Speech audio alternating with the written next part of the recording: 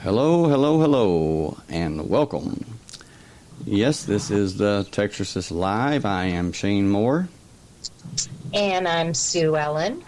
And we welcome you to tonight's episode, which is part 3 of Mentalism Revealed.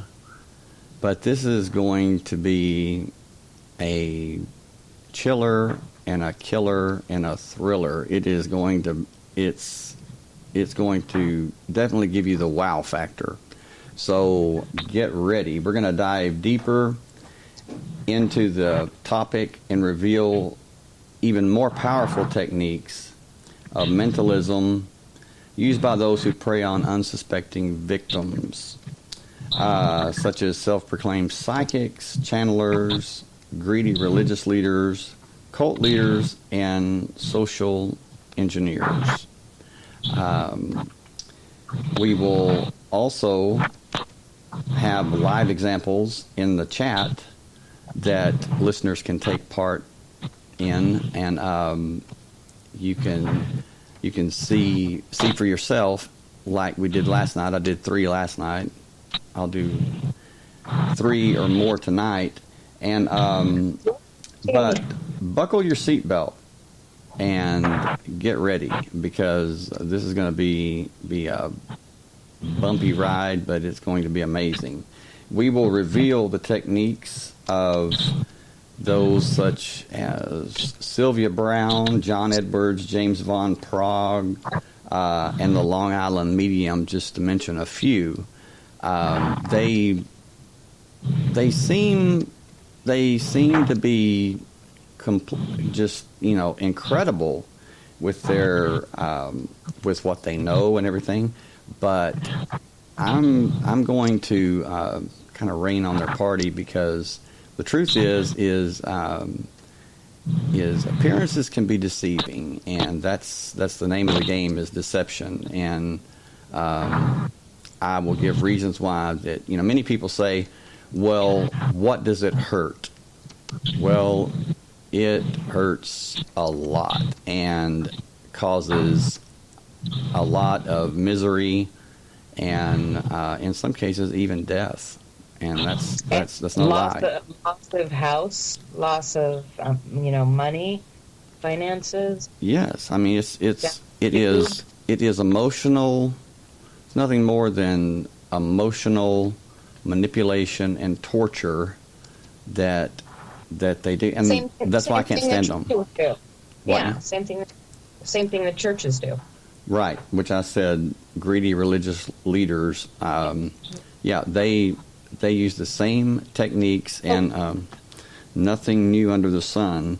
We will discuss what's called hot readings and cold readings, and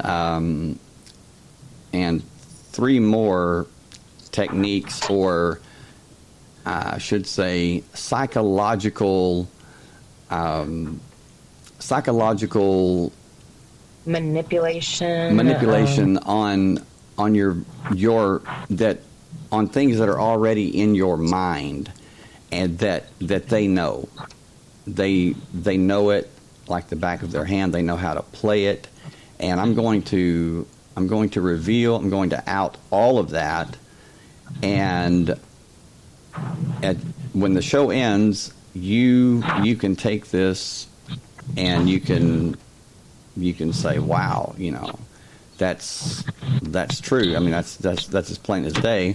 Or you can say, that's a crock, and you can throw it out. It's your choice. I'm just presenting it.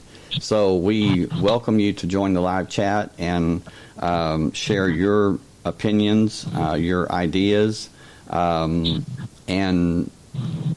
personal experiences. I mean, I know that there's people that have gone to see these people, or people like them that have gone to see psychics and everything. And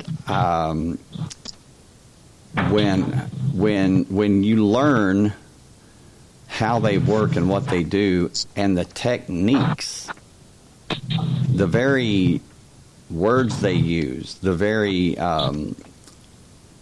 guesses that they make, you are going to be shocked beyond anything you can imagine, because It has been right in front of your face the whole time. You've just been blinded from it. And there's a reason for that, too. So Okay, we're not saying that I'm not saying there's not good psychics out there and there's not good people. And a lot of people have guidance that has helped them and has improved their life and enriched their life and has been, like a counseling, many things, like it's more like a counseling session, what hairdressers and bartenders do. But, it crosses the line when you're outright, taking people to the bank. Right. Absolutely. And that is for their selfish gain. It is not to help the person. It is to deceive the person. It's to make the person believe they're being helped. And it's just for the money they can get, or that's pretty much it. No good intention. That's right. It's the only thing that they want is money, and if it's not money, then it is advertisement. It is bringing them attention. So, absolutely. And a lot of people are going to be very, very angry at these, frauds, but also angry at themselves, but for, believing it, or, feeling like that they've fallen prey, or there's something wrong with you because you've fallen prey to these people. Don't, because it's just that they have a certain knowledge and that most people never even consider. So anyway, we are going to take a short break and allow listeners who want to join our live chat to do so. And again, we would love for you to join the live chat and take part, because tonight we're going to have interactive examples of how this works. So hang tight, and we'll be right back in 3 minutes.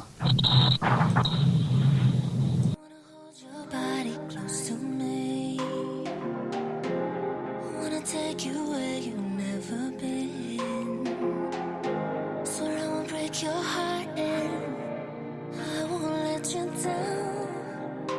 Yeah, maybe we can dance the night away. You got me feeling like a hurricane.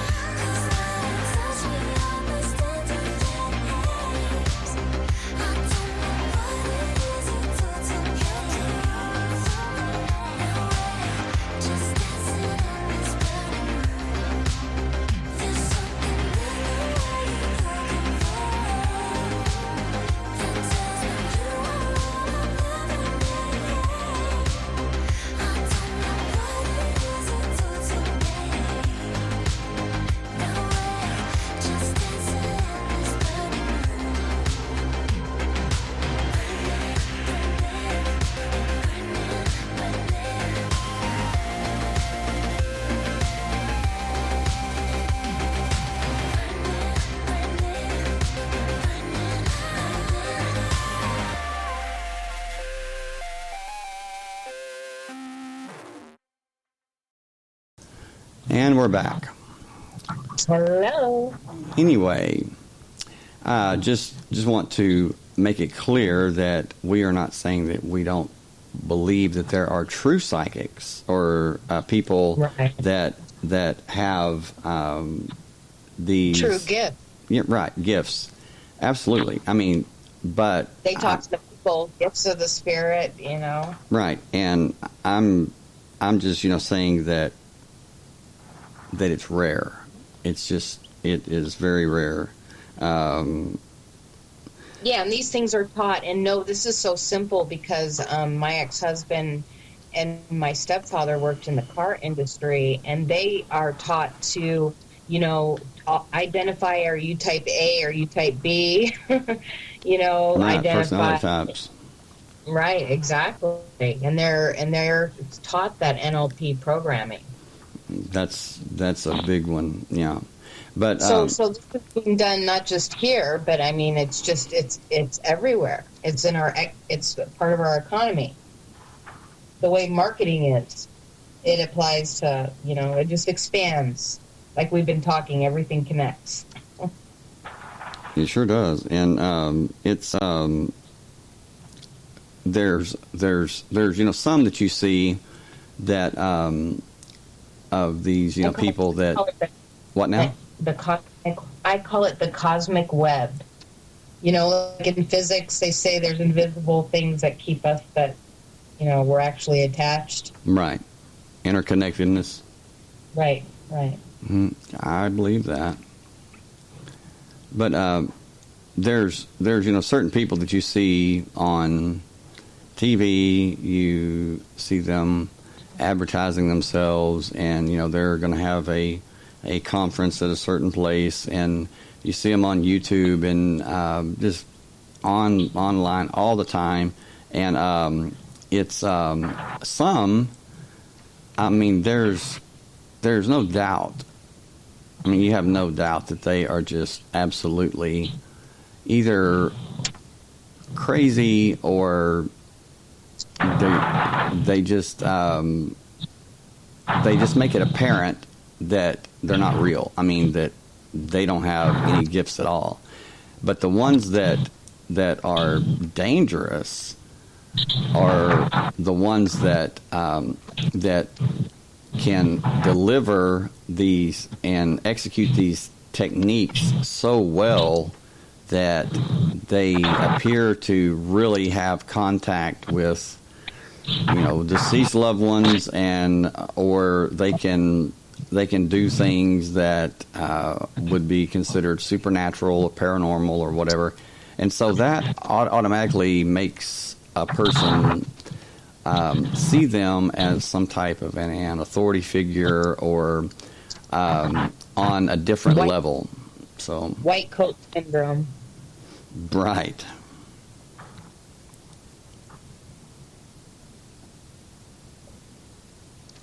And it would be nice to know if anybody else has had experiences with loved ones, contacting them. Right. Absolutely. Share your stories, share your experiences, and maybe not even, there's, some people that say that their house is haunted, or that they've experienced ghosts or entities, demons sometimes, and yeah, we would like to hear, those also. There's I had one speak to me. Maybe we'll get into that later. It was spooky. I still get chills thinking about it. You had a ghost, or? I believe so. There was some weird stuff going on in the house that I lived in. I grew up in the Lakewood Country Club, and we went up into the attic and we were messing around, and we found these things that look like satanic stuff or witchcraft. Whoa. But I don't know if we just made it in our imagination or if, it was really there. But we were making up all these stories, and we were so spooked about the house. And we tried to do like a seance, and this white face started coming out of the candle. Whoa. And I just jumped up and ran, and yeah, there was a lot of weird stuff going on in that house. And then one time I was in the room, and it was right before I moved out. I was really making a decision: should I go and move in with my father? And I was in my room, and I was bending down, and I heard "Get out!" Ooh. right in my ear. And I am telling you, everything stood up. I think even the hair on my head stood up, and I just ran and I collapsed. Hey, and Tina. was just Oh my God! Yeah, you wouldn't have to tell me twice. I mean, yeah. And I don't know what we were making up psychologically too. You know what I mean? Because fear, feeds on fear, or it could energy and entities, feed on that. But we were trying to contact my grandma because she had died, and that's what we were trying to do, but it didn't work. Well, one thing about it is that I, personally, it's my opinion, but I used to think that it was solely a foreign entity or a something separate. Now I'm leaning more towards that it is actually a part of your subconscious. A part of your subconscious. Hey, April. Hi, April. Yes, that it's actually a part of your own subconscious, but it's not completely you. It's like something. It's like bits and pieces. That's what they say. Why people don't reincarnate, or they can come back kind of screwed up. People that have died, like an atomic bomb or explosion or fire, something really traumatic, because it's like so many of their pieces experience like being separated, and then you have to go back into your body after experiencing that. Some people, I don't know, some people, I don't know, psychics, medium have said those people need to stay like longer in the afterlife to recover. Well, it's like that I view it not so much as bits and pieces, which that does have its place, but in certain cases there are seemingly there are little boxes. Right. But in some cases there are seemingly a separate personality that's very, very intelligent and very, very powerful as far as the person compared to the person, and it's like an attachment or like a parasite, because most people that experience that type of negative entity or frequency, current, energy, whatever you want to call it, they're not doing so well. I mean, they're drained just like a parasite would drain a person physically. So yes, but yeah, and I think as above, so below, that's what they say. And like with viruses, and like I just learned about the virus in the computer from a, children's movie, Wreck-It Ralph Part 2, but that's not what it's called, but it's the second movie. But anyways, they said a virus looks for a vulnerability, just a little bit, and that's our fear, our uncertainty, our emotions, envy, the things that pull us apart. And they look for that, then they replicate them, and they throw them back at you. So your body starts filling up with the very thing that started. It becomes festering until you become, I guess, fully, it takes over. You're absolutely haunted. Yes, yeah, really, that's Yeah, and they call it say if you're a ghost ship, you better fly your own ship or somebody's going to fly it for you. Yeah. If you're a hollow entity, I know it's in the Bible, it talks about that, then... Yes, it says, once your house has been cleaned, to keep it filled with good things, with positive things. And if you don't, then your, former state will come back 7 times worse. And like when they took the demons out of the person, they said that the demons went away, but then they went and got a whole bunch more demons and they attacked the person again. Said that they would come back with 7 more powerful than itself, is what Jesus said. But notice, one thing that he said that is missed, if you read it on the literal level, face value, he says when an evil spirit, demons never really mentioned in the Bible. It's evil spirit. He says, or unclean spirit. He says when it leaves a person, it goes into the desert seeking water, and finding none, it comes back to its house where it once resided. Okay, what he's really saying there is it's not seeking water like a mirage or a lake. What are you made of? 70% at least water. He's talking about it's seeking a body, it's seeking a host, and finding none in the desert, it comes back, and boom, it comes back with 7 more, and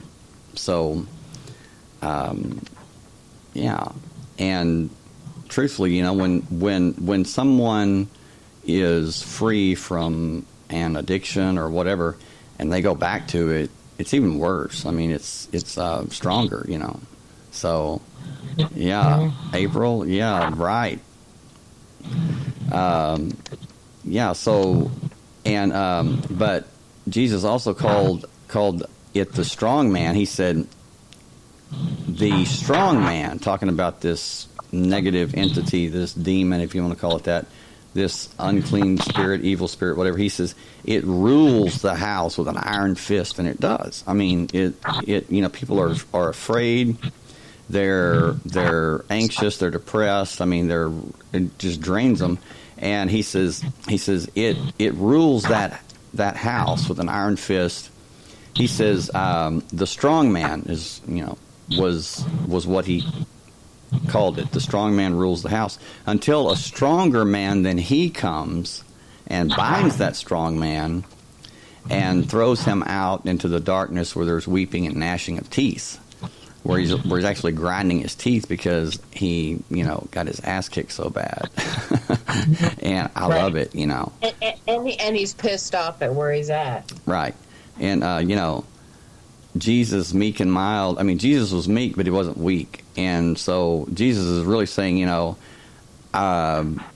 says, when I do this, he says, I'm not coming for tea and cookies. I'm coming to clean house. And, I don't care how strong the man is, how strong he's out, And so, yeah, that's... I thought he was more showing that trying to be the strongest man and making that your mission will lead you to realizing your fate of just being decimated by another stronger man. Right. No? Jesus in this case was, talking about himself, which would... Oh, you're talking about... okay. Which, I thought he was talking about it. You said a negative entity, so... Right.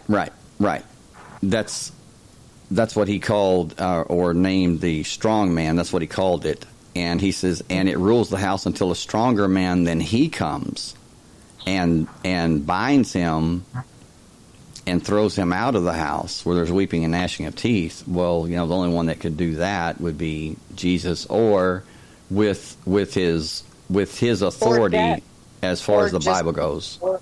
Or just death. Because after death, you meet your maker, right? Well, death Right, right. But as far as strongman, he was talking about a demon, an unclean spirit, evil spirit. Wasn't talking about a man, but that's just what he called it. Right. I meant the man that it was inhabited in. Yeah. I right, understand. right. Oh, okay. Yeah. So. Interesting. Very interesting. Yeah. Spooky stuff. It. I mean, no matter which way you look at it, it's spooky. Even if we're just nothing but little pixels, cartoon pixels, like the movie. Bits and the protons and neutrons and what are the smaller ones they have now? And then you have the Hadron Collider, so even smaller. I guess they keep trying to break it down. Oh man, I read this article this morning about quantum entanglement and new findings that they have discovered, and man, if that's correct, then it changes the entire game. I mean, it changes the entire program. I mean, everything will be flipped on its head. It's and so far, it seems to be they're saying that this has been known for like the last year, or they've been doing tests and everything, or experiments to see. What did the data say? Well, it actually goes back to 1964, where there was a Scottish physicist that proposed this, and it was so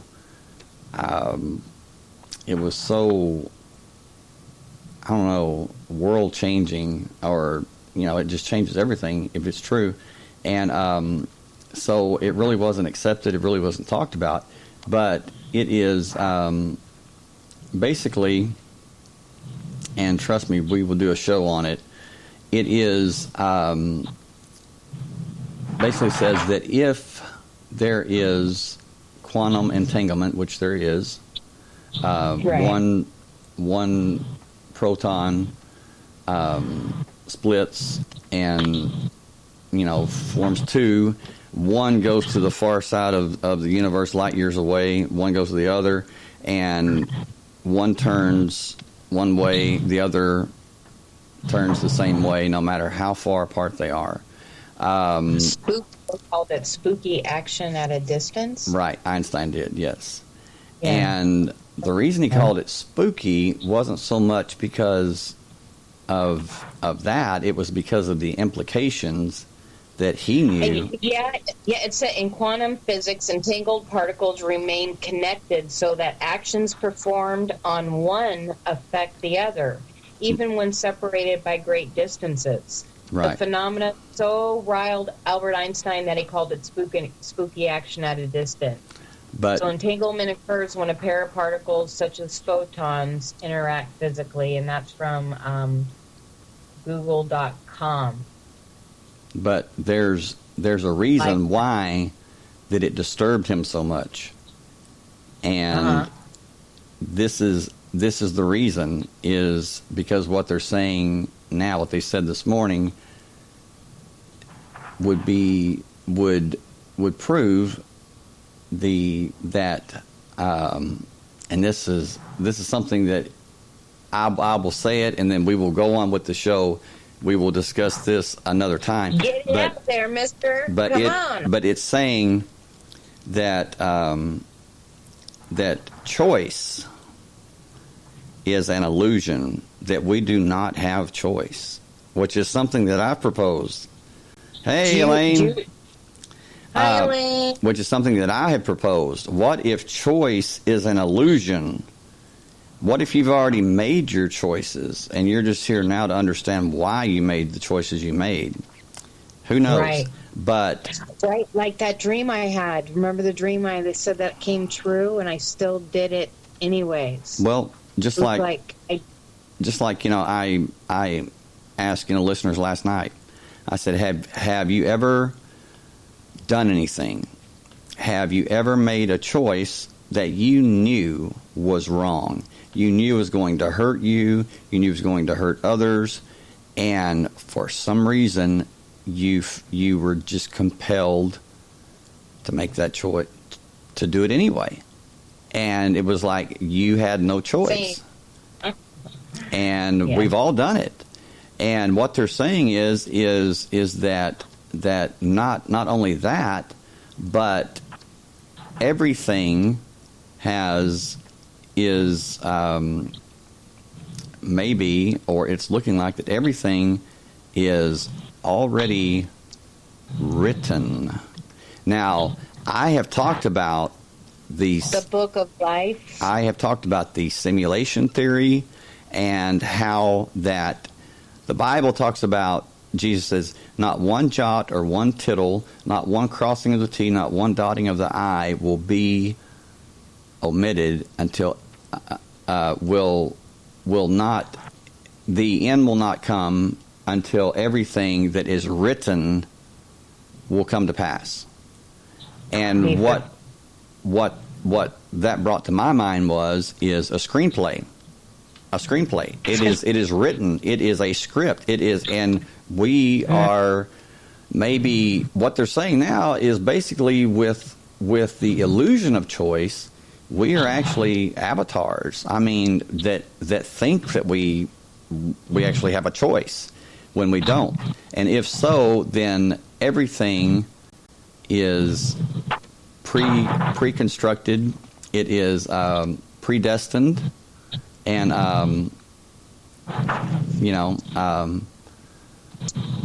opinions are provided. The future is pre-decided. So what will that mean to everyone? You know what it could mean? If that's true. It could mean that we're dead and we're having a near-death experience right now. Well, and if we're just reviewing it, going through the motions and reflecting. But if we are avatars, we're not alive to begin with. We just believe we are. Well, isn't it if we're not the avatars, we're in the spirit in the avatar. Well, yes, but this has got me thinking way, very, very deep as far as if this has been an illusion so far, then how can we trust that the spirit's not also? I'm just saying. I'm just throwing that out there. Because we've seen there's concrete laws that do exist. And so whatever is concrete is what it must be like on the outside. If that's a rule here, then it's got to be a rule there too. Everything else might be pretend and fluff, in my opinion. Right. Well, right. Okay, and then let's see, April, you say, who's controlling us then? Well, it would be our entanglements and our connections with one another. Well, it would be It follows. Not who's controlling us then? Well, it would be God, which the Most High or the ultimate programmer.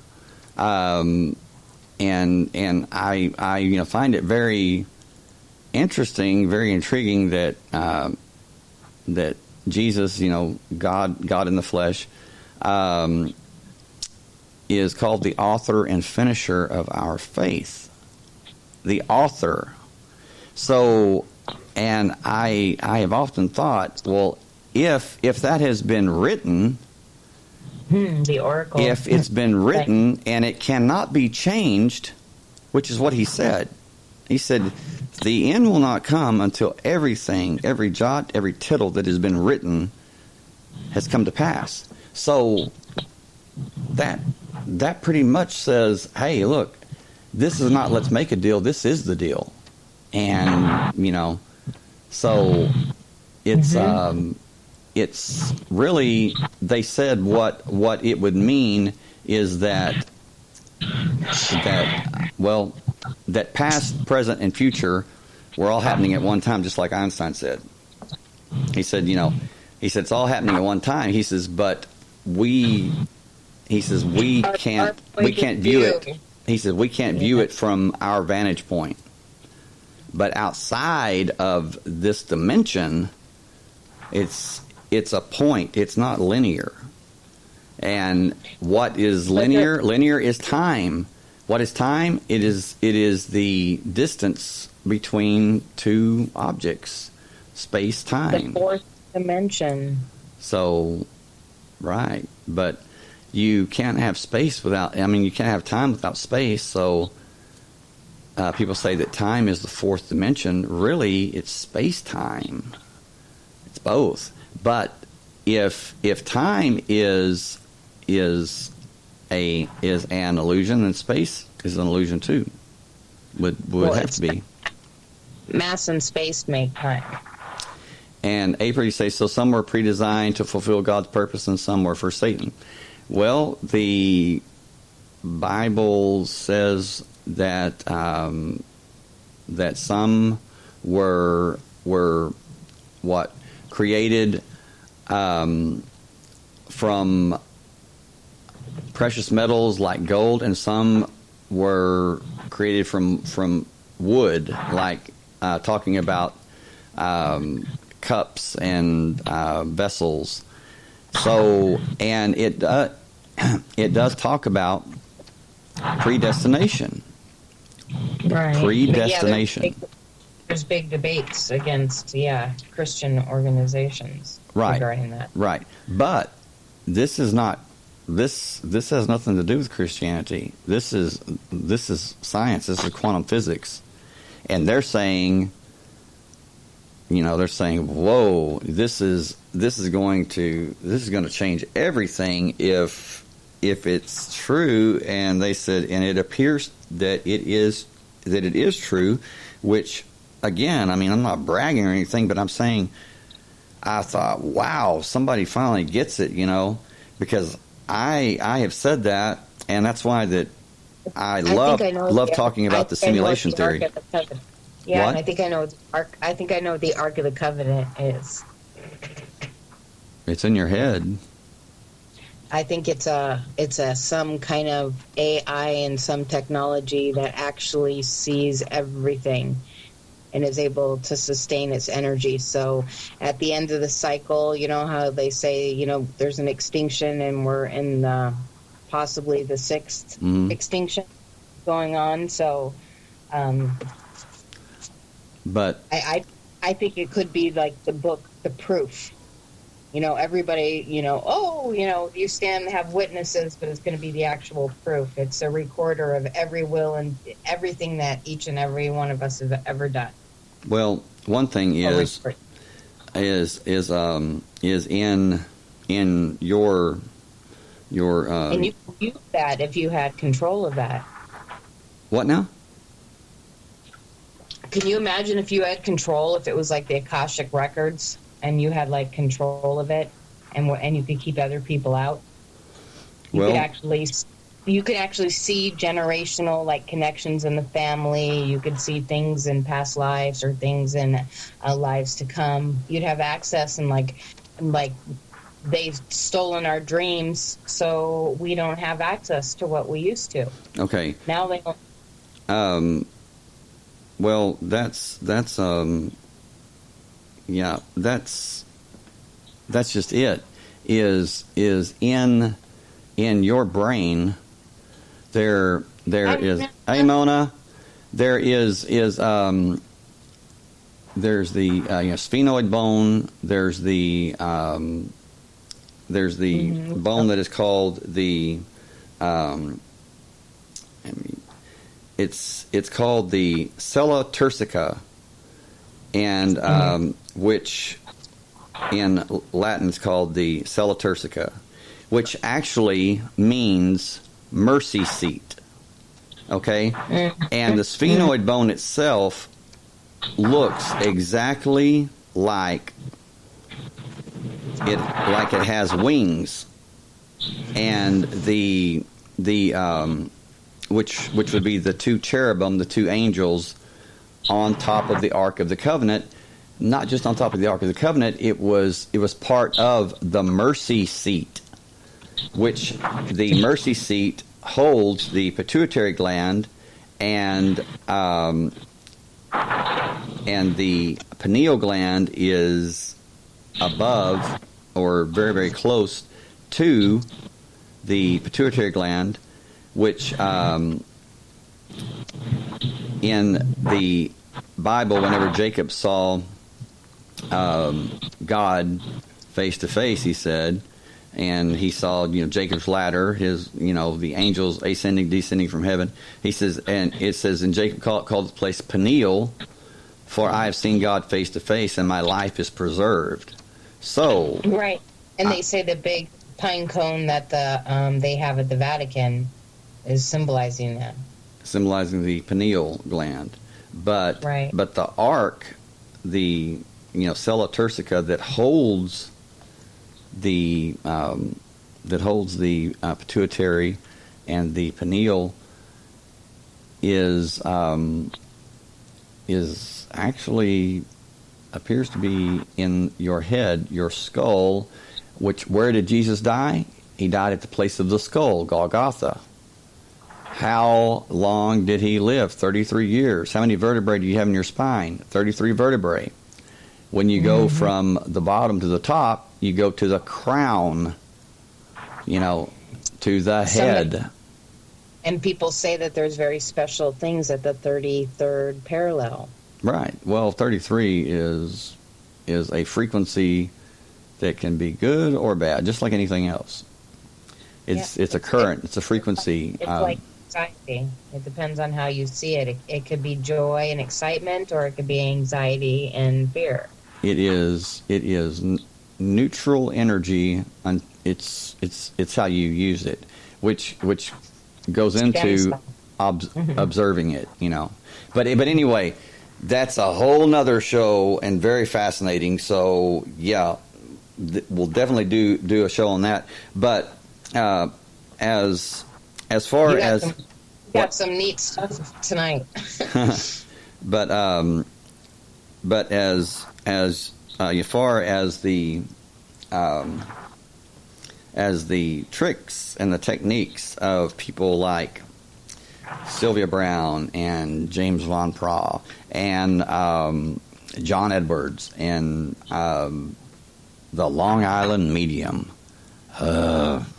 Anyway, and this is something that people say, well, don't talk about them, because they could sue you or do this.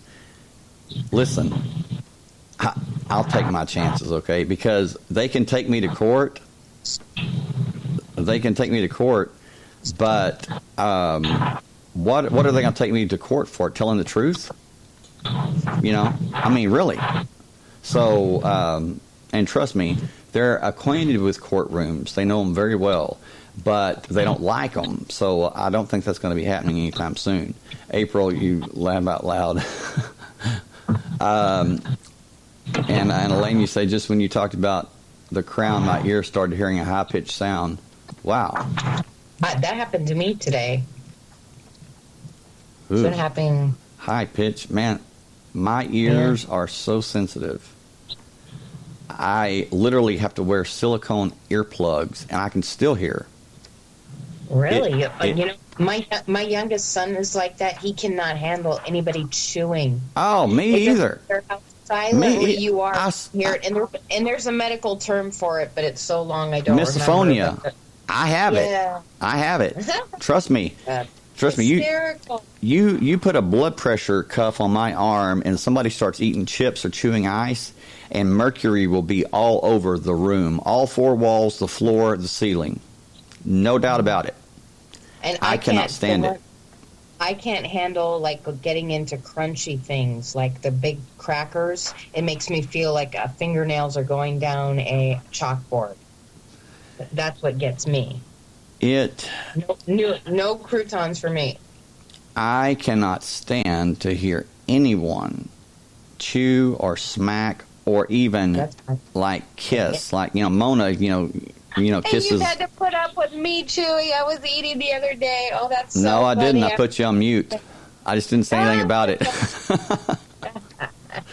I'm like, oh my God, I am going to explode. I mean, and I have no control over it. I just cannot do it. I have literally gotten up and walked out of like movie theaters because somebody is like eating popcorn, buttery popcorn, sucking their fingers and stuff, and I'm like, I'm thinking of ways to kill them, literally like John Wick, Yeah, Elaine, thank you. She warns me now so I can really get the plugs in before she. So cool. Yeah, wow. Mona's the same way because I cannot take it. I mean, yeah, you may see me sitting there and I'm all calm and everything, but you have no idea that my head is about to literally explode. It's horrible. I mean, no kidding. I mean, it really is.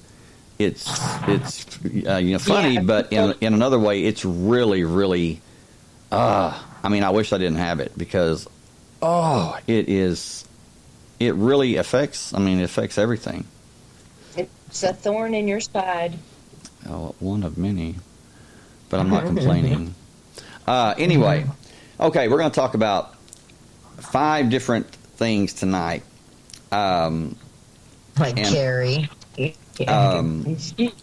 One is where we will talk about hot readings, what's called hot readings, and cold readings.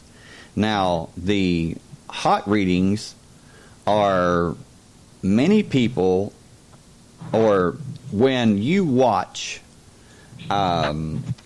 shows like, I guess every show that I know of except for Darren Brown. Darren Brown, I love the guy. I mean, he's right. We're on the same wavelengths because he actually exposes these frauds, and he does it like to their face, and he like proves it to them to where they cannot. It's undeniable. They cannot escape. So you can imagine when you see this little guy. I mean, he is a little guy. And now he's bald, so he looks even like creepier. Yeah, when they see him coming, it's like Yoda's coming to clean house. Well, I mean, he is a little like Yoda. I mean, he's actually, and not an ugly guy. I mean, I don't know why I said that. I guess because of his knowledge, and he's like the best. They see him coming, they get out of town because they know that he's going to, show the public exactly what they're doing. Well, but every other one that I can think of, they all use. Oh yeah, Darren Brown. Yeah, man, Darren Brown was on Joe Rogan a few months ago for like a 3-hour show. It's awesome. Darren Brown he exposes the televangelist, he exposes the faith healers, he exposes the channelers, those that supposedly John talk to Oliver, the dead. Yeah, John Oliver came forward and did the same thing, and I think he was on one of those shows. And then you have the amazing Randy, and I'm not sure if he's still alive or not, but he exposed them back in the 70s and 80s and 90s, and I think he would be in his 90s now. I'm not sure if he's still alive or not, but anyway, so there's a hot reading and a cold reading. With a hot reading is when you're watching the Long Island Medium, or you're watching John Edwards or James Von Prague, or Sylvia Brown is dead now. She died in 2013, but you watch shows like that. Okay, this works against the public. It works against the viewer because we watch it. When I used to watch TV, I would watch it, and it seems like that everything is is live time, like it's streaming, right? But what we do is it entrances us. Our minds go into like a different state watching TV. I mean, it's actually a form of light hypnosis. They go in the hypnagogic state. Right. They get there, yeah. Right. To where they're very receptive. Yes, absolutely. And so you're watching it. Alpha waves or something? Is it Yes. alpha waves? Alpha, yes, it's the there's alpha, Alpha beta, state is where, but the alpha state's where you're more susceptible. Right, when right. you're in that relaxed state. And theta, what is like moving around? What now? I guess. I thought, is theta when you're moving around? theta is deep sleep. Oh yeah, theta's deep sleep. Okay, I was thinking. Delta is like REM, but theta is the deepest. But alpha, is when you're walking around. It's just like when you're driving to work, or you're driving, and you get there, and you don't remember driving. Mm-hmm. You don't remember anything about it because your mind was somewhere else. And that's something else we're going to talk about tonight is misdirection. And trust me, it is no lie that with misdirection, when something is presented a certain way and certain things are said, you can literally walk an elephant on center stage and walk it through everything happening, and there are some people who will not see the elephant. I'm not saying you can no see one will. videos of it on YouTube, and when I was in psychology class, they used experiments. They would have people sitting there, and they'd have a clown walk through. Yeah. And nobody would know. It would be in a kindergarten. The kids are there, whatever, Right. just a clown would just walk right through. Well, no noticed. One thing, too, is Then at graduation, they had a big bear. I think he dressed, he dressed like a big ape. Yes. Yeah. Yes, you can have an ape that walks through what you're watching, stops, and actually waves at you, and then keeps walking, and you don't see it. Many people don't see it. Now, I'm not saying that this applies to everyone. Darn it, there's a name for it. Yes, that's what we're going to talk about tonight, selective attention. Mm-hmm. That's what it's called. Only you don't make the selection. You're guided to, but with these shows, we are in that state, or we become lulled into that state, and we begin to think that it's happening real time when it's not. We also forget that most of what takes place ends up on the editing room floor. We also don't take into account that they're not going to air all the times that the Long Island medium got it wrong. Mm-hmm. They're only going to show what she got right. And what she got right, there's a reason why she got it right. Okay? And that's by hot reading. Now, this is, it's the real meat and bones of mediumship. It is, it's the point in a show, like Sylvia Brown did this, John Edwards does it, James Von Praw does it. They all do it. They start like revealing, they're not asking questions at this point. They're giving information, like a person's actual physical address. I'm talking or they're telling them the last digits of their telephone number. They're telling them that that their mother died of, Ebola. I mean, something that would be like very, very specific. And you're so you're wondering, how is this happening? I mean, what's going on? Well, these people that are that popular, they don't just show up at a place, and people don't just come to their shows, to their TV shows, to sit to observe, to sit in the audience. They don't just show up and pay for their ticket. What do? They order their ticket. How do they order it? With a credit or debit card, with your full name and your address, and that's all you need as far as looking up someone on the internet. Well, yes, and also you can that's how you get leads. People to call you, have their information. Right. But they do that for a reason. They could, sell tickets at the door, and they'd be sold out, but they sell them that way so they can get people's information. Now, not only that, but when people get there, they go through. This is never televised, but it's they go through the motions. They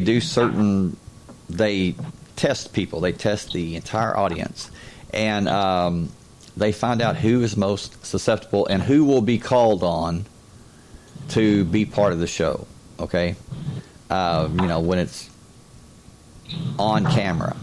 So it appears to be random, but it's really not. They've already screened or kind of pre-screened people, and so this is what happens is they ask each one, okay, who are you hoping to contact? Okay, wait a minute. I thought you were the psychic. You tell me. But no, people say, well, my mother or my father, and articles I was reading, they said it was very important. They get so much information by us giving out names of people. That's right. And listen to them, and almost every time, they like John Edwards. Cannot stand the guy. I mean, he is just icky. I mean, he makes me sick. James Von Pratt, same way. They're all, they're so meek and mild, and so, I just want to slap them, and then, well, no, I'd count to 10 first and then slap them. But it just makes me sick because they do all these checks and everything, they do all this research.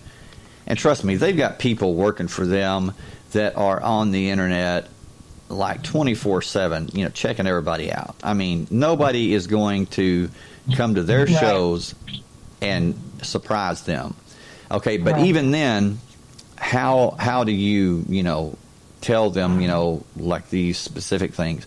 Well, my God, I mean, if you think about it, there's Google Earth. You put in an address, you see a person whose house has like a large mahogany door. Okay, and then you see somebody like John Edwards say, okay, I'm seeing a large mahogany door, and people are like, oh my God, that's my front door. Okay, they read the obituaries. They know to check the Social Security death database. They know they are frequent. They are members of Legacy.com. Trust me, of what's it called? Ancestry.com. Trust me on that. And they do their research. And so they get a person's name, and boom, they can get everything about you. They can go and read obituaries, get family members' names. They can search your name and get different things accidents that you may have been involved in, people that have died in your family. Okay, but when they don't know the exact name, they will always, most of the time, and if you listen to all of them, they're all the same. Okay, I'm getting a father figure, not father, but father figure. Now, think about that. How many people? Right. What is under that title, father figure? It's a 50-50 chance. Well, more than that. I mean, we're talking about biological father, stepfather, adopted father, grandfather, uncle, older friend that you might view as a father. So when they all say, okay, I'm getting a father figure, a male authority, and it's like, okay, and I'm getting a James or Jim or STUVWXYZ. No. Yeah, It's like J or G, because they sound out right. John Edwards, Right. can't stand the guy. But this is just it. And then they say, okay, I'm picking up a maternal figure in your life, someone that was, some are even so stupid as to say, it's female. Really? Wow. Okay. You just said it was maternal, so man, I hope it's female. So, but they say I'm getting Mary, Maria. There's a Mary or Maria. Okay, look online at the most popular names, the most common names the last 200 years. Number one is James, and the nickname for James is Jim. They do their research. For women, the number one name is Mary or Maria. Mm-hmm. No kidding. And that's the truth. And so if it's not James, then they go to John. And if you look online, you'll see how many of those names, of those most popular names, begin with J. I mean, that's why they always say J. And it's Mary, Margaret, or Maria, and it just goes on and on and on. But you get what I'm talking about. That's how they do it. They do their research, and so it's to people that are there with the anticipation that I talked about last night. They are revved up. They are wanting to believe. They're desperate, And what's really, really sad is that there was this story that I heard, true story. There was a man whose wife died at 40, and this guy was like devastated. I mean, just, and he was actually a skeptic. And when his wife died at 40, she died from cancer, he was grasping at straws. I mean, he just, he was just so broken. And what I'm saying is these bastards took advantage of him, I mean, this guy was intelligent, but he's so broken, and they didn't care. And I'm not talking about these people. I'm just talking about psychics in general. Psychics in general. And what they told him is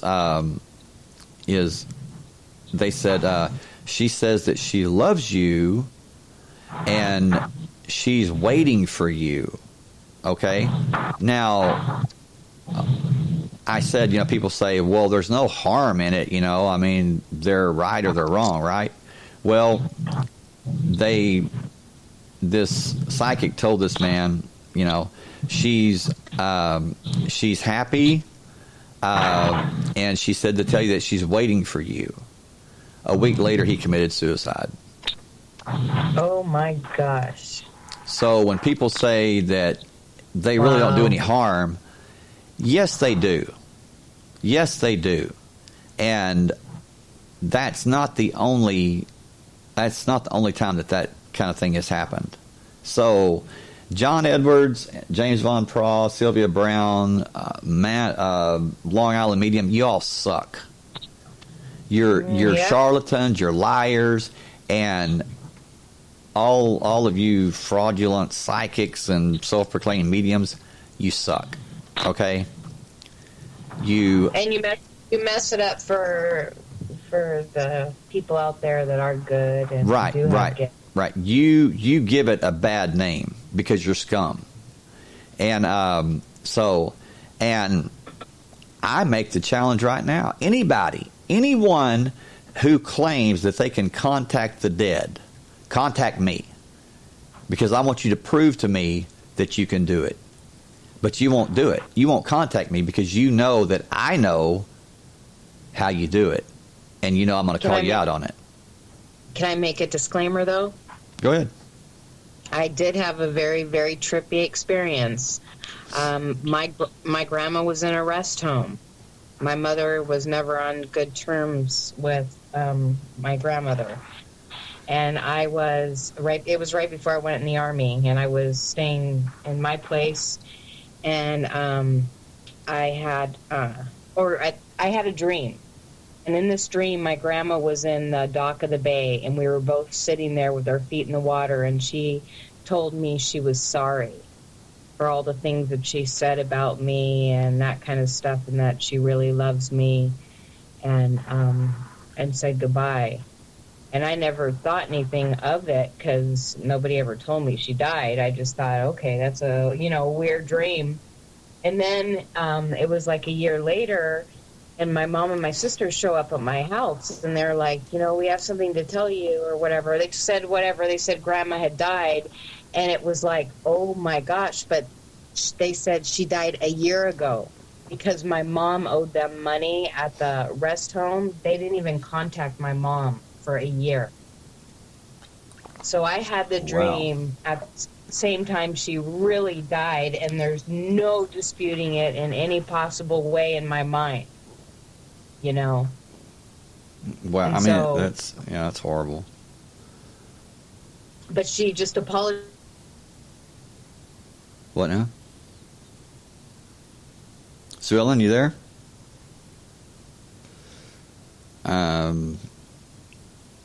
Still online, but, nope. You got disconnected. Okay, no problem. I will fix that.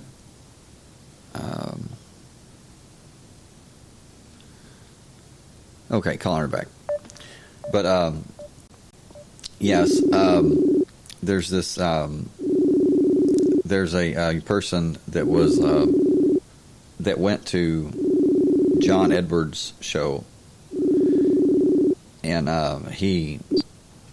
hey, Hello. okay, all right, the call dropped. But there's a man that's online that went to John Edwards' show, and he says he recalled that while the audience was waiting to be seated, John Edwards' aides were scurrying about, striking up conversations, and getting people to fill out cards with their name, family tree, and other facts.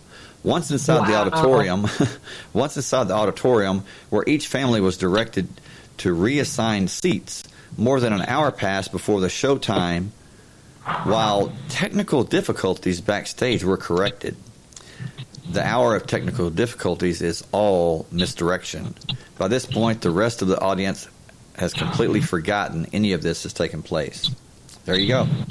Wow. See, they fill out the cards with their family tree. I mean, and then they're shocked that he's telling them what they just wrote down. So very similar thing. I called up a psychic line that was on the local radio show I was listening, just to get a read, and the screener started asking all these questions. Oh yeah. Then I was like, how could you be asking me these questions? You know what I mean? And they knew I wasn't buying it, so they eventually did not put me through.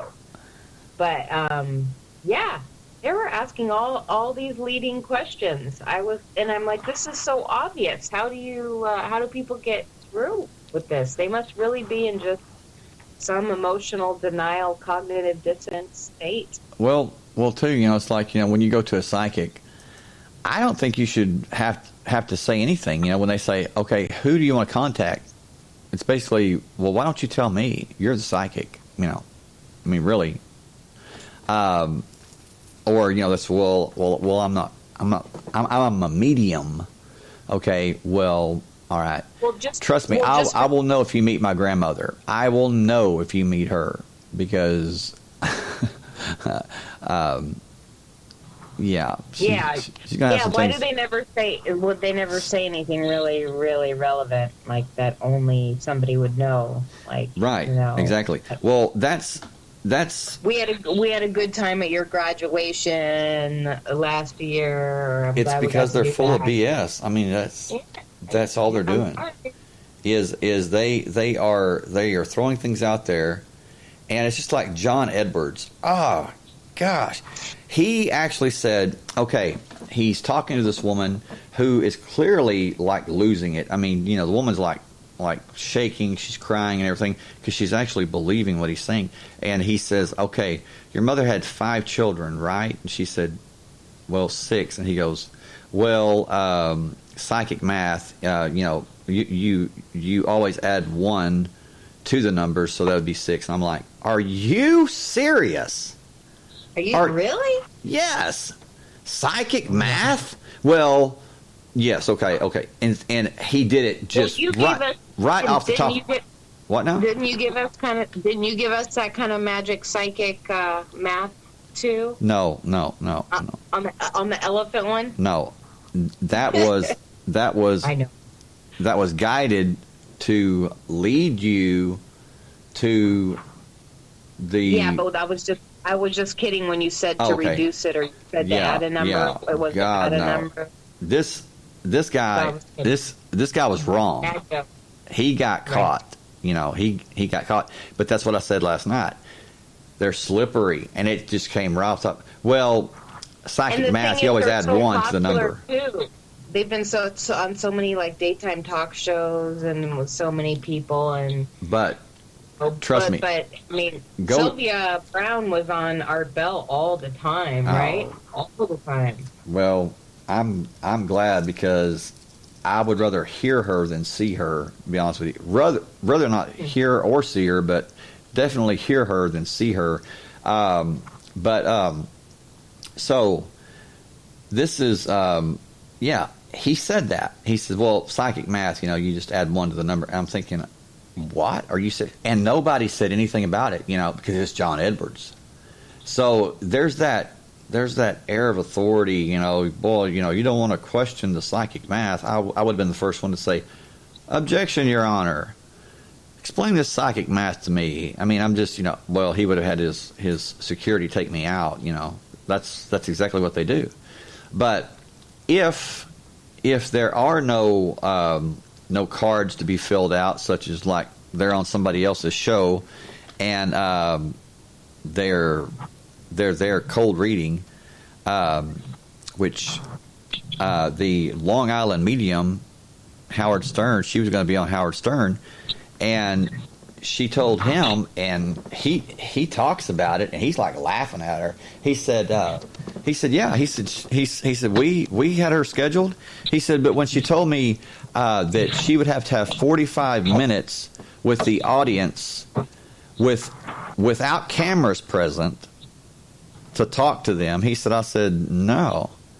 He said, are you serious? He said, because he says, you're just going to be gathering information about him. She says, well, that is a prerequisite for me being on your show. And he says, well, then, he says, stay in Long Island.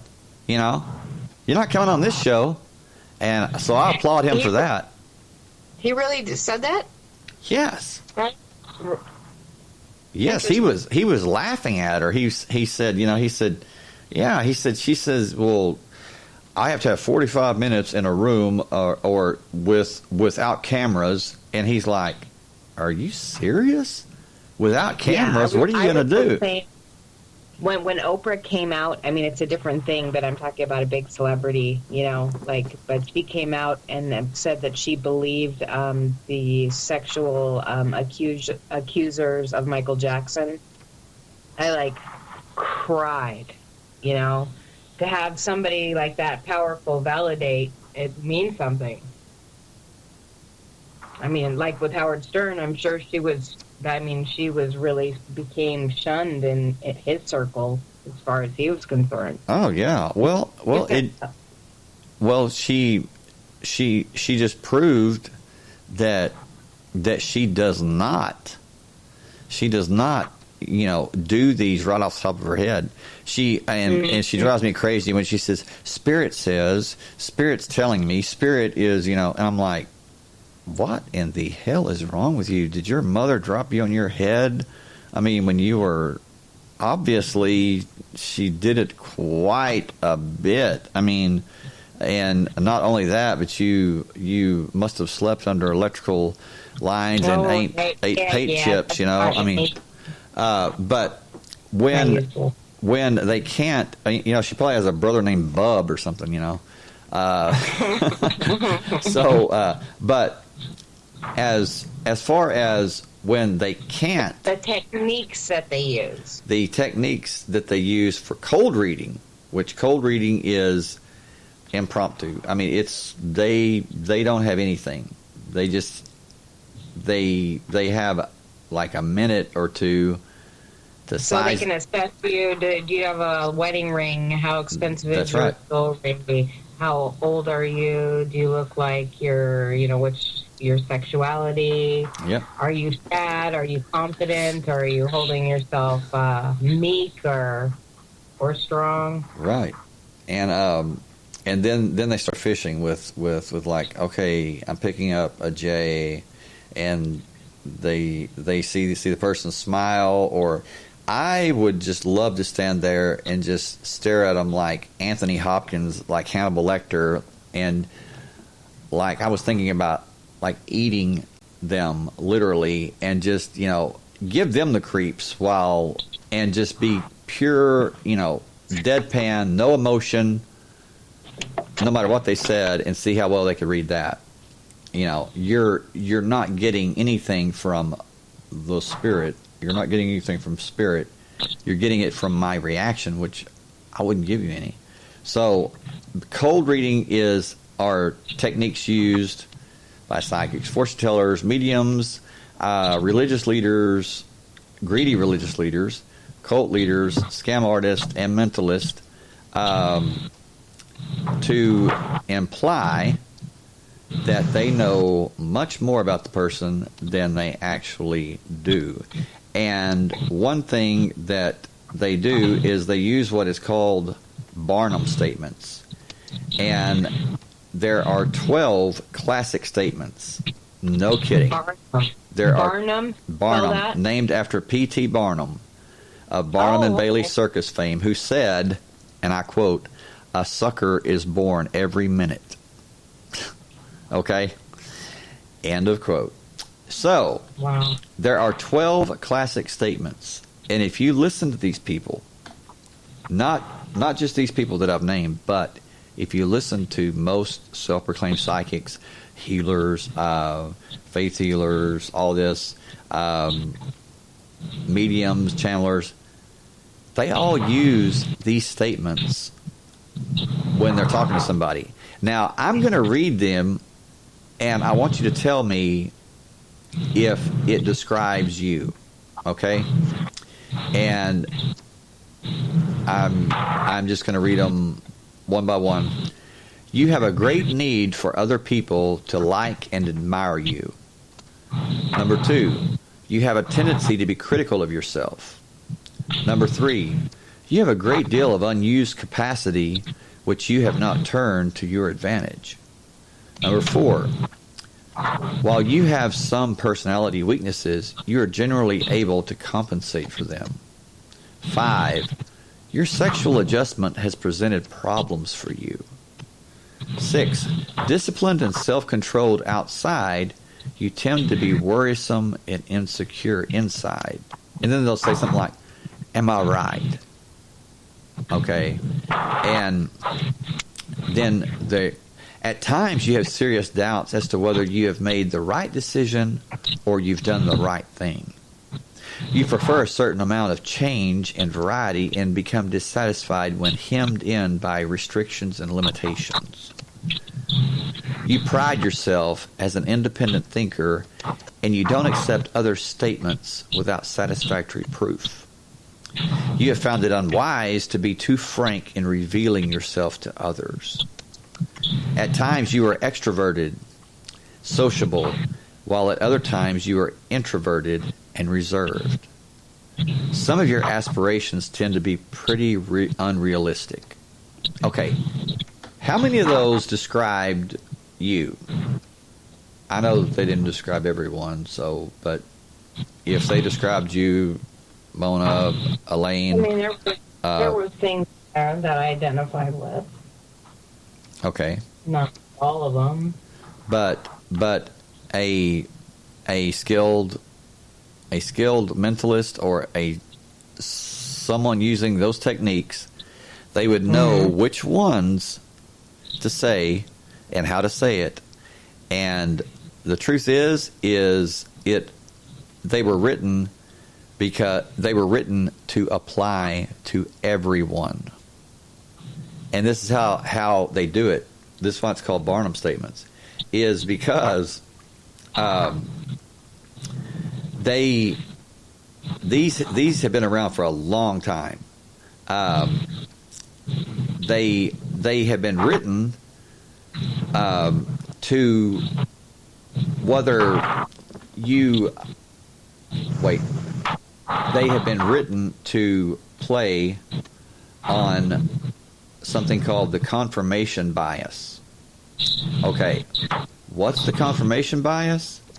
Confirmation bias it has been proven, scientifically proven, that the human mind interprets facts to confirm our beliefs. We interpret facts to confirm our beliefs. What that means is we don't go into it. Things to fit into our box. We don't go into it with an open mind. We go into it with what we want to believe, whether subconsciously or consciously, and they know that. We have a bias. And then people have a tendency to seek information that confirms what they already believe or want to believe. And when you're thinking like that, it can seriously prevent you from looking at any situation objectively. And it can also cause you to make bad decisions, like choosing to pay some psychic, thousands of dollars because, he or she seems to be telling you what? Not the truth, telling you what you want to hear. And in his book, Research in Psychology, Methods and Design, C. James Goodwin gives a great example of confirmation bias as it applies to extrasensory perception, ESP. Now, again, I'm not saying that I don't believe in ESP. I'm just saying that I believe it's rare. These to this degree. I mean, I think that everybody has some type of some level, but it says persons believing in extrasensory perception will keep close track of instances when they were, quote, thinking about mom, and then the phone rang and it was her. Yet they ignore the far more numerous times when they were thinking about mom and she didn't call, or they were thinking about mom and she did call. They also fail to recognize that if they talk to mom about every 2 weeks, their frequency of thinking about mom will increase near the end of the 2-week interval, thereby increasing the frequency of a hit. These Wow. are called cognitive biases in psychology, and they're actually mental illusions. It's it's self-deception is what it is. I mean, these people are not deceiving people as much as the people are deceiving themselves. Why? Because they're desperate. Well, They're vulnerable. They are grasping at straws. They want to believe so bad. And that's what sucks about these people. Confirmation. Yeah, 'cause they're taking advantage of people's weaknesses. Yes. And what is more weak? What is weaker than grieving over a loved one? I mean, I was a funeral director for 20 plus years. I'm telling you. Right. Yeah. I mean, you are in hell. I mean, it is horrible. And for somebody to prey on you like that, it's just, but it said, this cognitive bias is defined as the tendency to search for, interpret, favor, and recall information in a way that confirms one's pre-existing beliefs or hypotheses. In a sense, we treat information that feeds our personal agendas as more important than that which does not. And then it goes into talking about social media networks only help feed this with algorithms that place liked posts higher in our news feeds. They placed Liked posts higher in the news feeds. I'm not really sure what that means. Oh, okay. Social media networks. That's understand. I mean, that's like Yelp. You get to see who has the best rating. Right. And it says this creates a distorted reality field. It's its purpose, causing us to believe in an inflated majority of the world sharing our beliefs. So that really got my attention, because it's like, wow, talk about the Truman Show. Yeah, they're telling us we don't matter. Right. Yeah. We're They're saying whatever you do, our box is bigger. Yeah. Like those little Russian dolls. That's right. Where you pick them out. This is small. more and more looking like the Russian dolls, an illusion within an illusion within an illusion, a simulation within a simulation within a simulation, and so on. Yeah, but there's some evil stuff here. Yeah, definitely. But so it is these people that it is hilarious. They take advantage of other people, to say the least. But these people arrive at these shows, these programs, to see these people already believing that they are going to see the real thing. What is that? It's anticipation. What is worse than death, or worse than something horribly bad? The anticipation of it. Okay? What is greater than something very, very good? Actually, it's the anticipation, it's the build-up. So, yeah, that's what they don't want you to know, is while these people are sitting there and they're playing all of these hits that John Edwards and all of these psychics have made, and they're telling stories, and people are praising, oh yes, he told me about my mother, and he told me about my son, and we were reunited. People are sitting there and they're getting more and more. The anticipation's building, and so is his credibility, because they're not going to show you the times that he bombed. So for a good time, go to YouTube and look up psychic fails, and you will see the Long Island medium bombing out, and no matter what she says, it's wrong. John Edwards the same way. James Von Proff, he is out on some pier, and this reporter's talking to him, and she says, "Would you please read me?" And this dude starts like humming a high pitched. I'm talking. I don't Who is even. it? James Von Pra. He starts humming this high pitch like a sissy, like I don't know, like, and he says, I mean, I thought the guy was fixing to explode. I thought it was like some kind of alarm or something, like, get away, I'm gonna blow myself up. And what it was is he was so ticked off. I mean, you could plainly see that. I mean, he was upset because he was on camera. He actually turned his back to the camera, and he started humming really high pitched. I mean, you have to see it, and you will think at first that there's a damn UFO or something there, because it is so weird. And then he turns around and he says, "Look, I am so tired that he says, if I were to try to give you a reading," he says, "it would not be a quality reading, so I'm going to have to pass." Oh, how convenient. Really.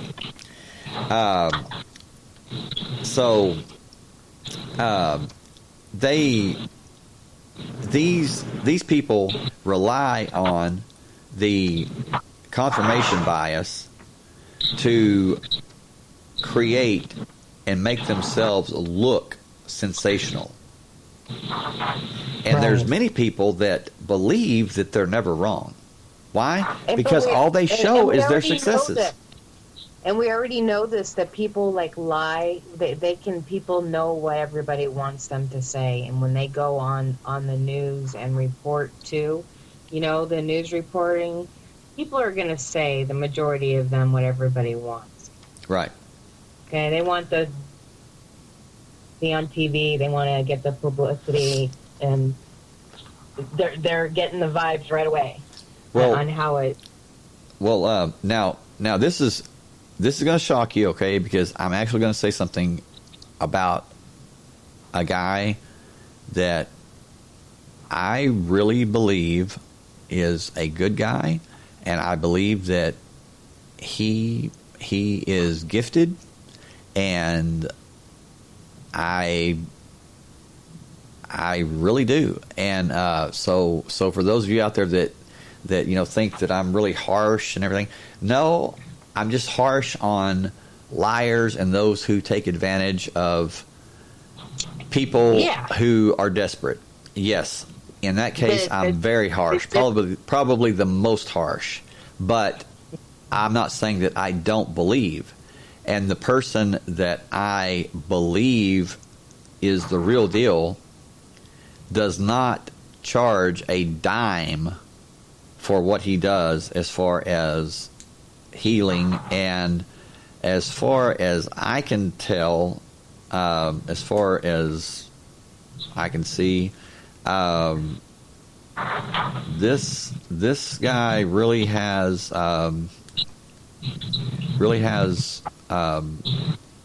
something that most of the rest would not even come close to.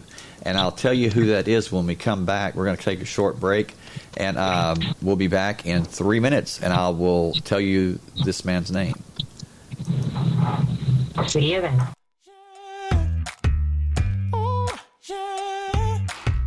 You got me real good. Oh yeah. You're playing me like a fool.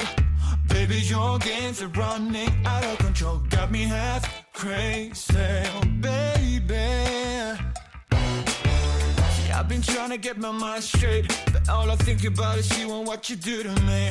Getting down in my head, like rocking it back, like baby, you're the one I wanna get close to. Take me to the finish line, and then you take me back to square one. What? To get down from your high horse, I've had enough of sticking around taking your mess. Cause you know you like it, you know you love it, so why'd you have to put on that act now?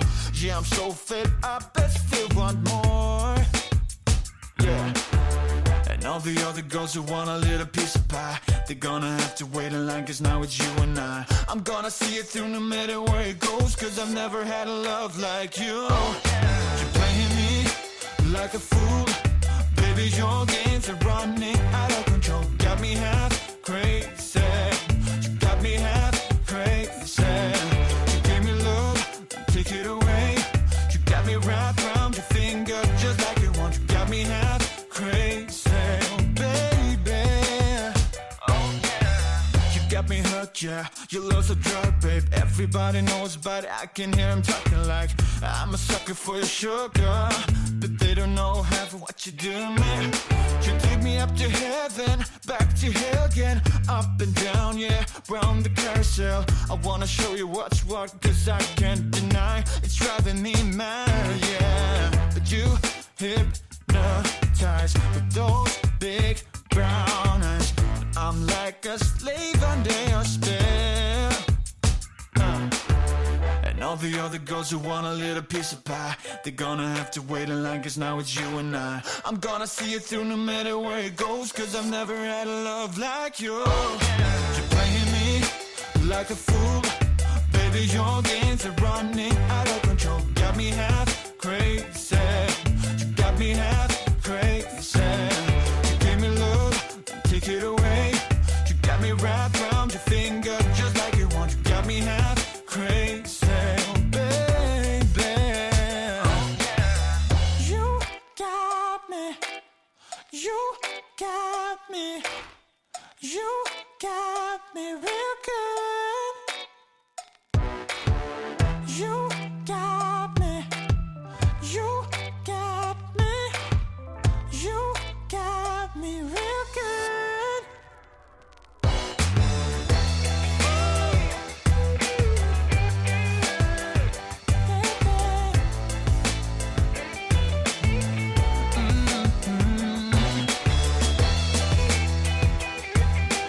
Tell me what you doing, babe. Playing all the tricks on me.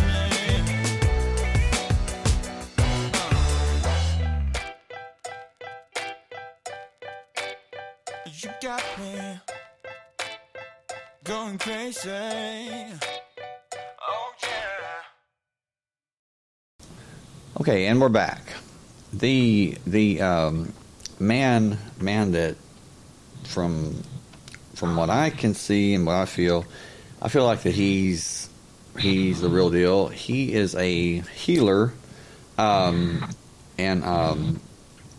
he doesn't make any claims. Does not claim that he can cure cancer or that he's raised people from the dead or anything like that. But he basically he's very meek, very humble, and he doesn't charge people a dime that come to him for healings. Now, people say, well, just like Sylvan did. She says, well, he must be independently wealthy. Well, many times they, make their money by writing books. I mean, look at Joel Osteen. He says, I don't take a salary, or most of my money doesn't come from the church. It comes from my books. Well, yes. Most, yeah, just a couple 5 million come from the church, but the billion comes from Right.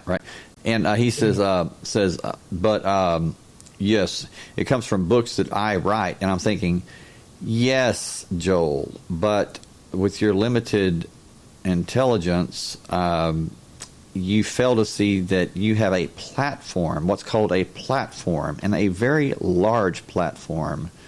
So you can get your boyish smile out there and win everybody's hearts over except for mine. This man has been given a non-profit company. That's right. He doesn't have to pay any taxes. So all the people that are giving to him, all the services that help people like you, if they're all that money that could be going there is going for this man to have a private jet. That's right. a private jet, and look up his house on his mansion on Google, and you will not believe it. It looks like Disneyland. I'm talking, this is a massive house. But people are not livid. People are not like livid anymore. I think they have like kids are more scared that the end of the world is here. You know what? Policy So what? change. So what? I mean, I'm talking about with the weather and okay. everything. Well, what my view is this is what I'm about to say may help people more than anything that I have ever said, and I'm not kidding. Okay, if the end of the world is here, if it was an hour away, the way I look at it is, okay, I'll handle it just like I've handled everything else. If I can't change it and it's out of my power, then I'm sure as hell not going to worry about it. I mean, I'm going to go through it, and whatever happens, happens, right? All the worrying in the world's not going to change a thing. Right. So why get all worried about it? I mean, no matter what you're going through, you are dealing with it. You may think that you're just that you're going that you're wait. You may think that you're sinking, but you're still breathing. You're still here. So forget that sinking. You're going through it. You're not. It's not over. So, and when you can't change something, then you're forced to deal with it, correct? I mean, and sometimes it's that way, so you are forced to deal with it so you can see how strong you really are. Because let's face it, there's been times when if we could have escaped, if we could have avoided it, we would have, but we would have missed out on the reward of having that confidence that, knowing that, hey, we did it, So my view is if it's the end of the world, if No. They're talking about what they can do to clean up, the ecology. Okay, well, that's different. The carbon emissions. They know that they're talking about, global weather change and, and all. Boy, I am so intelligent. I feel so intelligent right now. I thought you were talking about like the biblical apocalypse. And I'm like, well, if a lot of people too. I mean, lots of you're right there because Christian, Jewish, Muslim, Tibetan. Well, yeah, I mean, there's people that Buddhists. They're all have this big prophecies coming true. I mean, in prior histories, there's been like a Christian cult that said, yeah, the end is near. There's always somebody. The end is near, but never has it been like all the religions around the world connected. Well, that is another thing is the fear factor. They play on your fears. Mm-hmm. And they knew it since Orson Welles. It since they even put it in your face. The Milgram experiments. What people are willing to do when they're in groups of people and how people respond, to get in. They know that. And so they constantly are putting us in those uncomfortable situations to keep us off. We're always in the pursuit. Look, it says it in our Constitution, the pursuit of happiness. Right. So it says we're only allowed to search for happiness. What does that mean? We get to look all around us at you being happy. What it really means? be happy, and you will see heaven will be all around you. You know, in our houses, in our mansions. Right. You know, and because that's what I believe it's talking about. Yes, and but it's like, you know, these pastors, okay, well, it's been 4 blood moons, and that's a sign, and it's Right. you know, and I'm like, a sign of what? I mean, really? And then they write a book about it when they see, you know, that it's going to happen, and, you know, yeah, watch out for this, and then nothing happens, and they're like, okay, you're going to write a sequel because now I have even more I have the right revelation. My son was, you know, my son got peanut butter on my Bible and I read it wrong, you know, or something like that. I mean, you know, so it's the same technique that these people use, these psychics and stuff use. If they get it wrong, well, they really didn't get it wrong. It wasn't their fault. They just you know, the Bible wasn't translated correctly, you know, and they somehow, you know, the devil made them cross-eyed and they read it wrong. So it's not their fault, you know. So they blame it on the devil, they blame it on demonic attack, or they blame it on, you know, I don't know, but it's never their fault. You know, they never will say, hey, you know what, I was wrong, and I'm a charlatan, I'm a shyster, you know. No, you will never hear them admit when they're wrong. It's always a blame game. But just real quick, you know, it's we will keep on. I will talk about. Let's see. Okay, number 5 is the selective attention. Now this is where it gets really interesting. Is our brains are incredible at tuning out the things around us that distract us, and it focuses most of the time only on the information that it needs. Correct? I mean, or that you know captures your attention.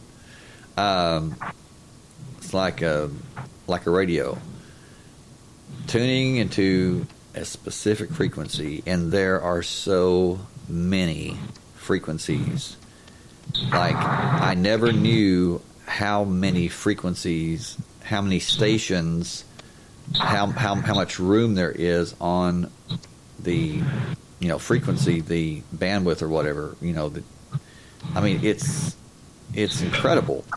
But well, just for thought, you know, everything happening at once, then it has to be, I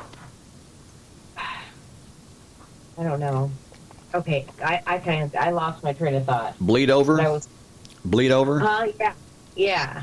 Yeah, because I was picking up the same thing when you said that. That's the first thing that came to my mind was bleed over or bleed through. And you are right, because what happens is it's all happening at one time. But when we say all, it's possible for psychics to happen and for us to do all those things, but it requires, you know, it's got to be, you know, not very many people, obviously, and people are probably taken and identified and probably taken away. Well, true. Or offered other places, offered, you know, different kind of special schools and yada yada. Well, well, if you think about it, this is the way I see it: is those who truly have gifts, like paranormal gifts, supernatural gifts. Gifts of God that can actually heal people, that can actually, you know, that. And my view is that someone who can make you feel better, like seriously, not just No, there are BS people. you, not just When I was in nursing school, there was a couple in there. I swear they could just grab your hand, and you just felt okay. right, which is what I'm You talking would about. look at them. I think Yeah. it is my You're like- belief and then that there's certain people you're like, oh my God, get this nurse away from me. She's Right. making me more nervous because I can see the fear in her face. right, but it is my belief, 100%, that someone who makes others truly feel better about themselves, that can show them what they can be and who they already are and empower them, is just as powerful as someone that may be able to physically heal people. Someone that Right. can do that. Well, Now, maybe you can physically feel. You can also physically heal people by getting them to feel better emotionally. Absolutely. Because that's all the free radicals. because and the there's cortisol, the stress hormones. because and- there's so many diseases, or there's so many disorders that are psychosomatic, and I'm not even going to name them or name the ones that are listed, because I do not want to have my email filled with hate mail, because I'm not saying that I agree with it. I'm just saying that look up psychosomatic illnesses, which is basically saying it's in your mind. Your mind creates it. That's not saying Right. that it's not real. It's saying that your mind makes it real. Your mind creates it. Now, No, but they're also saying it's labeled as you saying that you have something that you don't as well. well, true. So, what is that? What is the medical term for that? Psychosomatic, like you said. It would be a I thought it was. no. Oh. You have. I thought it was aphasia or something like that. No, not being able to eat.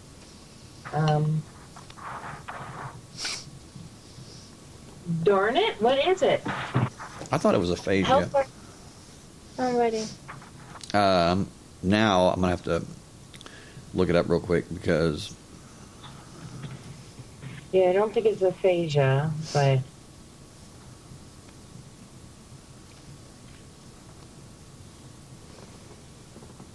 oh, it is. Well, anaphasia is an inability to comprehend or formulate language because of damage to specific brain regions. okay, well that wouldn't be it then. Lingering, malingering, I believe is it.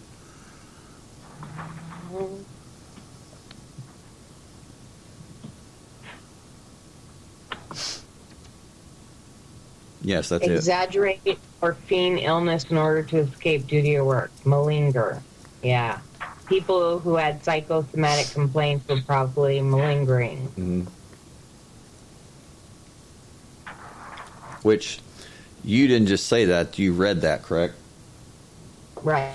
I just okay. read it. Yeah, please will make that clear. Yeah, off of, I'm sorry, Google Dictionary. But yes, malingering. But yeah. So, but this let's see. I've never heard it that way, though. I've heard the psychosomatic illnesses, but I've never heard malinger. Right.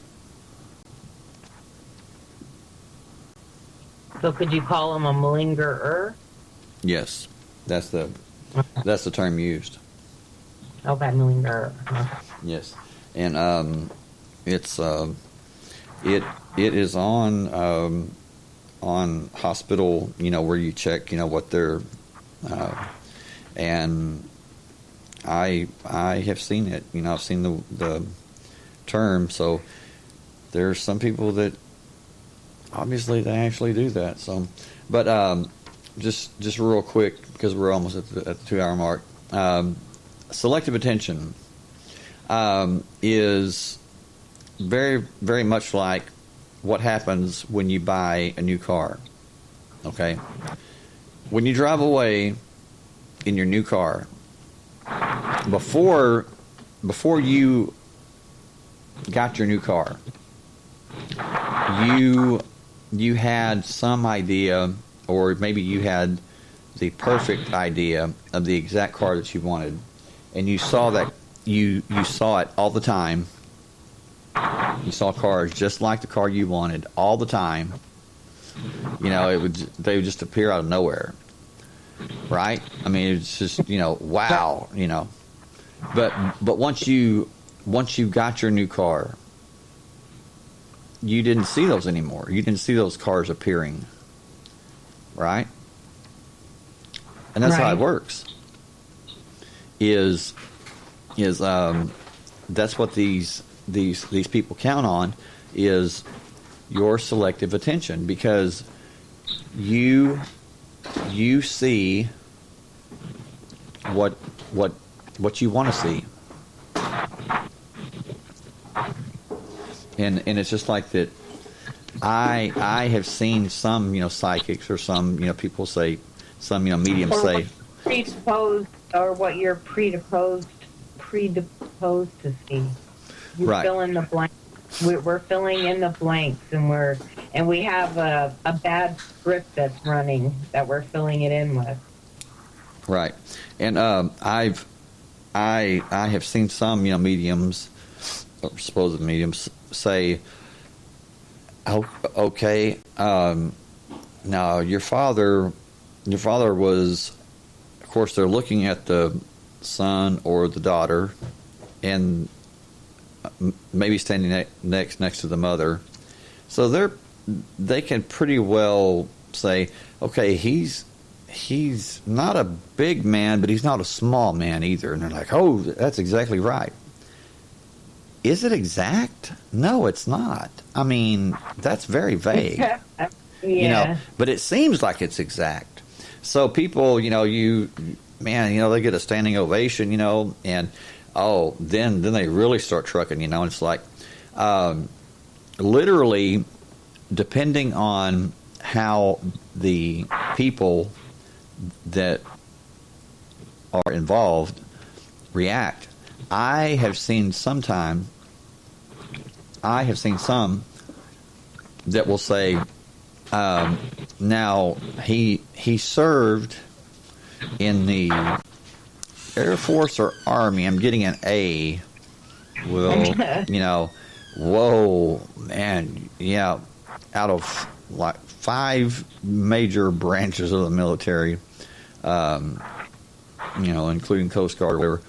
Yeah, wow, that's incredible. And but actually have them say, and he's standing behind you, and he's waving. And sometimes the people, they turn around and they say, I see him. Okay, Really? Do they really see him? No, they don't. Because it's all BS. I mean, it's all made up. Do they want to see him? Yes. How bad? So bad that their mind. But the question would be that I like to ask: how are people's lives affected? Does it heal them and give them closure? No. Does it cause more problems? Well, it causes more problems because later on,